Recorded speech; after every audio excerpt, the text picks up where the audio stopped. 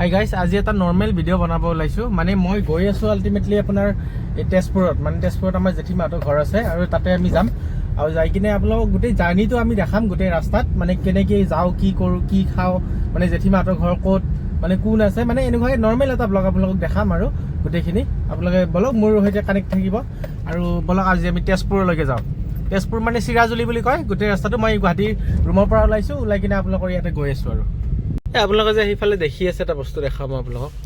এইটো যে দেখিছেনে, এইটো ৰাস্তাটো, এইটো মানে গুৱাহাটীৰ যিটো ৰিং ৰোড বনি আছে নহয়, এইফালে বনি আছে। তাৰপিছত আপোনালোকৰ সেইটো কিন্তু মানে সেইফালে পূৰা পানী চানী অলপ আগত পূৰা এটা নদী আছে, সেই নদীটোৰ পৰা পানী চানী পূৰা উঠি গৈছে, গম পাইছে? সেনেকৈ আহি আহি কোনফালেদি ওলাব দেখাই আছোঁ আপোনালোকক।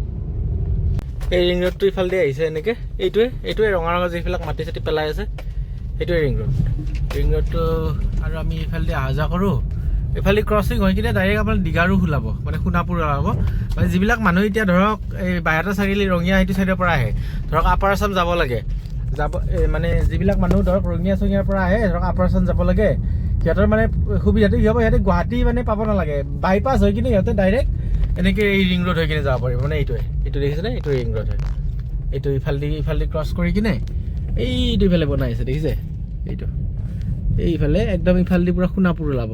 মানে এইটো হৈছে ৰিং ৰোডৰ প্ৰজেক্টটো চলি আছে খুব সোনকালে, আৰু ধৰক 3-4 বছৰ মানৰ ভিতৰত চাগে এইটো পূৰা প্ৰজেক্টটো গোটেই চাগে কমপ্লিট হৈ যাব আৰু গোটেইখিনি ভালেই হ'ব আমাৰ। তেতিয়া আমি আৰু ইমান পূৰা বাইপাছ হৈ কিনে সোণাপুৰৰ পৰা ডাইৰেক্ট নাৰেংগী ওলাব পাৰিম, আৰু এই সৰু ৰাস্তা ওলাব নালাগে আৰু পূৰা ফুলকান পাম, আৰু আমাৰ কাৰণে ভাল হ'ব যি হ'ব। আমি গৈ আছোঁ তেজপুৰৰ জেঠীমাহঁতৰ ঘৰলৈকে বুলি। মানে আমি আহি নগাঁও পাম আৰু তাৰপিছত আমাৰ লগত এই মুনু আছে। কিবা কবি নকওঁ একো, মানে বহুত লাজ কৰে কেমেৰাত, মানে বহুত লাজ কৰে। মানে লাজ কৰিলেও মানে আজি লাজ কৰিছে, কালিলৈকে আৰু কিবা ক'ব। কিন্তু ৰিলচ বনাব টামান পাৰে, কিন্তু আপোনালোকে ইনষ্টা আইডিটো মই আপোনালোকক দি দিম, পূৰা ৰিলচ পূৰা চাব পাৰিব আপোনালোকে। তাৰপিছত আমি এতিয়া গৈ আছোঁ আৰু নগাঁৱলৈকে।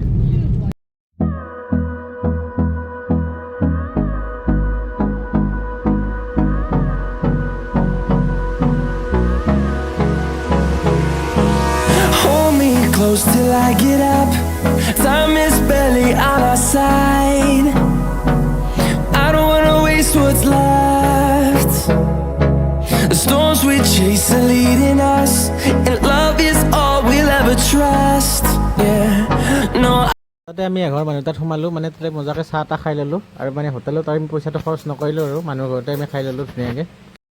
ফাইনেলি আহি আমি চিৰাজুলি পাইছোঁ, আৰু চিৰাজুলি এঘৰ মানুহ তাত আমাৰ জেঠীমা সোমালে, আৰু তাতে চাহ তাহ খালোঁ। খাই কিনে আৰু 5 কিলোমিটাৰমান আছে, আৰু অলপ দিন পিছতে আমি এই জেঠীমাহঁতৰ ঘৰটো পাম। আৰু অলপ আপোনালোকে দেখাই আছোঁ, এইখিনি চিৰাজুলি বুলি কয়।